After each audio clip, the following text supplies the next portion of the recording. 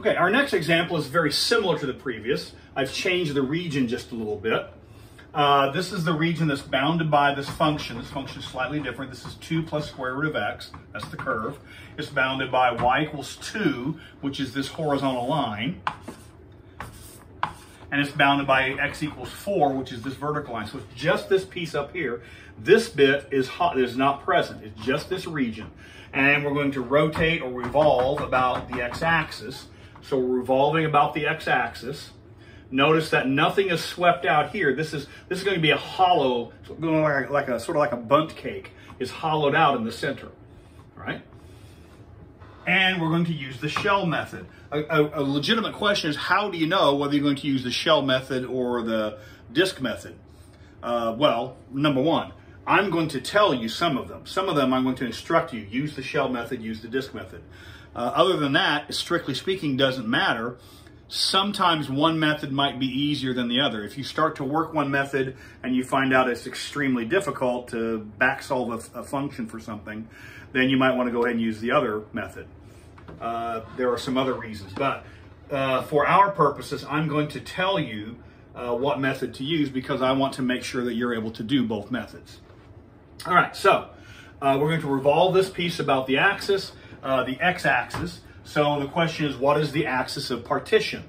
Revolve about the x-axis. Shell method uses the other axis. So we know whatever's going to happen here, the volume is going to be this integral.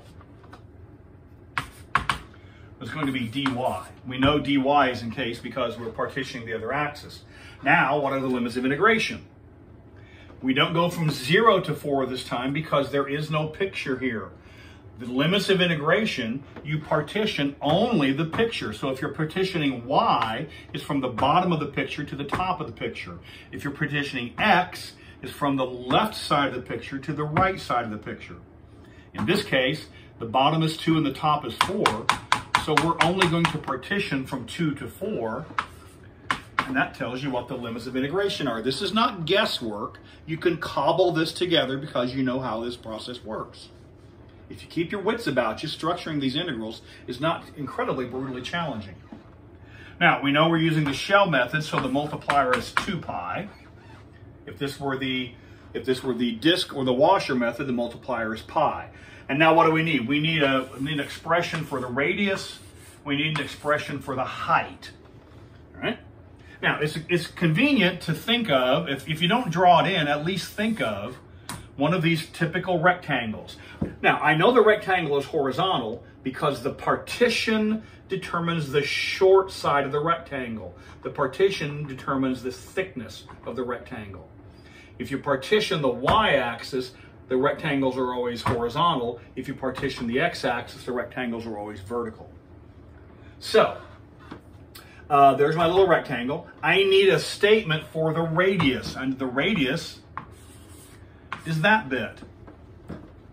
Well, the radius is, if you're revolving, remember we've said this before, if you're revolving about the x-axis, the radius is simply the y-coordinate. It is that value, that y value. All right? If I had chosen this smaller, this lower rectangle, then the radius would have been maybe 2.1. Now I've chosen this rectangle, maybe the radius is 3. If I chose a rectangle further up, the radius is maybe 3.8. So the radius is just the height above the axis of the center of that rectangle. If you're revolving about the x-axis, the radius function is simply y. If you're revolving about the y-axis, the radius function is simply x. All right? Now, the question is, what is the height? Well, the height is the length of this rectangle from here to here. And that is right minus left. Right minus left. Now the question is, what is the right? Well, the right is always 4. This is uniformly 4. And so the right is always 4. The left, however, is this distance. And that distance changes depending upon where you are in the function. If I choose a small value of y, that distance is very small. If I choose a larger value of y, that distance is relatively large. So the left endpoint is the curve right? The left endpoint is the curve, the right endpoint is always 4. So it's right endpoint minus left endpoint, which is the function. And I'm going to do this wrong on purpose again, just to make sure. 4 minus 2 plus square root of x, and you see my error. Since this is a function of y, since this is an integral of y, this needs to be a function of y. So we need to take this and change this into y is equal to 2 plus square root of x, where we move the 2 across. And now square both sides. And you do not need to simplify this in any way, shape, or form, but you do need to make sure that if this function here, if this is a y integral, this needs to be a function of y. And now we're out.